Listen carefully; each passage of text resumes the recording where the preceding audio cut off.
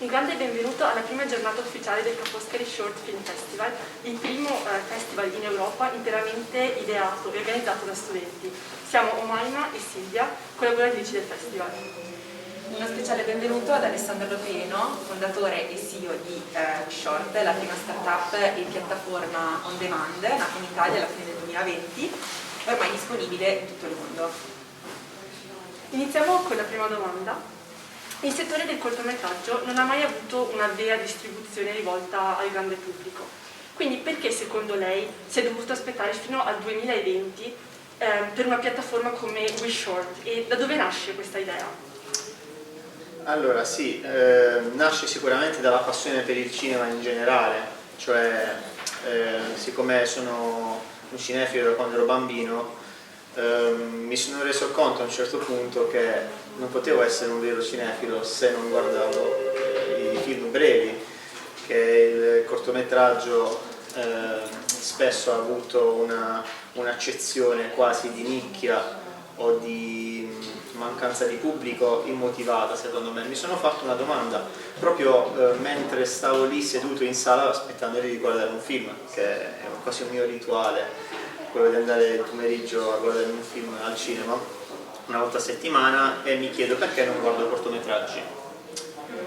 Non ho trovato una risposta che potesse veramente soddisfare, cioè ok, c'è una ragione valida per cui non li guardo. Mi sono reso conto che di fatto non mi è mai stato venduto il cortometraggio come un mezzo di intrattenimento da tutti i giorni.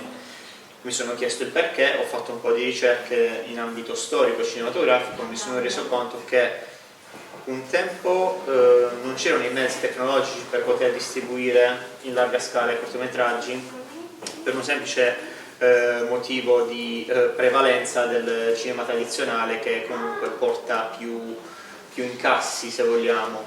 Però è vero anche che il cinema nasce breve, come spesso dico io, cioè i primi 20-30 anni della storia del cinema si sono realizzati molti film brevi. Poi quando si è creata la sintassi narrativa, i mezzi tecnologici, si è portato tutto quel periodo a un'industrializzazione che poi è arrivata con Hollywood, eccetera. Quindi sicuramente un processo naturale, secondo me, che oggi viene aiutato dalla tecnologia, anche perché il dinamismo delle nostre vite oggi diventa imperante e quindi ci orienta a un contenuto sempre più breve. E quindi individuato che questo poteva diventare un periodo storico importante per la diffusione in larga scala della distribuzione dei film brevi, ho incominciato a capire quale potesse essere il business plan che aveva più senso oggi. Ho visto le analisi di crescita delle piattaforme on demand e di streaming e mi sono reso conto che c'era una crescita esponenziale negli ultimi 15 anni. Quindi quello lì è stato il primo tassello per dire ok, cortometraggi, on demand, piattaforma globale.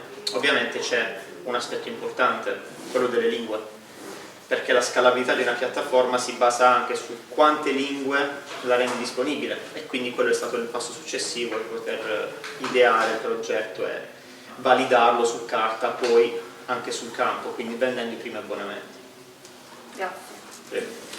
E avete dato la possibilità anche ai registi emergenti che partecipano al festival di inviare i propri cortometraggi per essere oggetto di una selezione appunto della vostra piattaforma.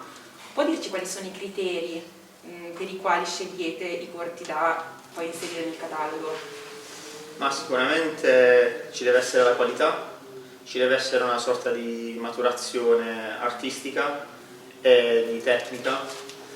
Quindi questi due fattori sono quelli più importanti.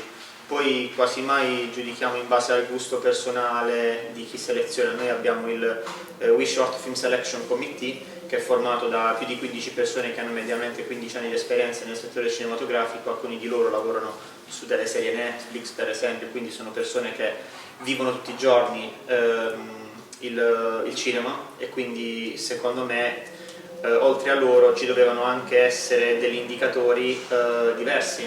Tipo nel nostro committee abbiamo dei ragazzi di 25 anni che sono semplicemente appassionati, che però sono un termometro importante per la selezione, perché selezionano quello che loro vedrebbero su una piattaforma, e quindi c'è questo mix proprio per non rimanere nella nicchia ma portare una diffusione più ampia a questi contenuti. D'accordo.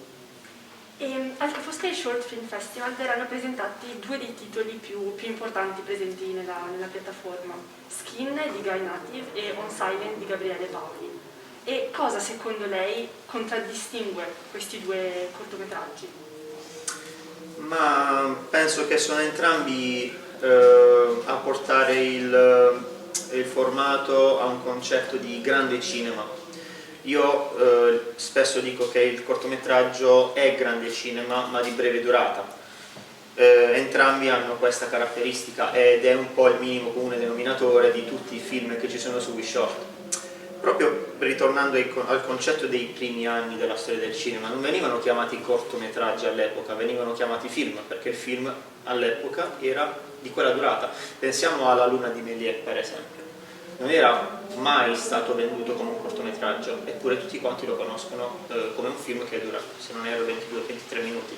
Quindi è il concetto del grande cinema che portano questi due film che oggi proponiamo durante questo evento. Diciamo, poi sta a ognuno di noi oggettivamente valutare se è così oppure meno. D'accordo, grazie mille per aver risposto alle nostre domande. Grazie a voi, domande Grazie. interessantissime.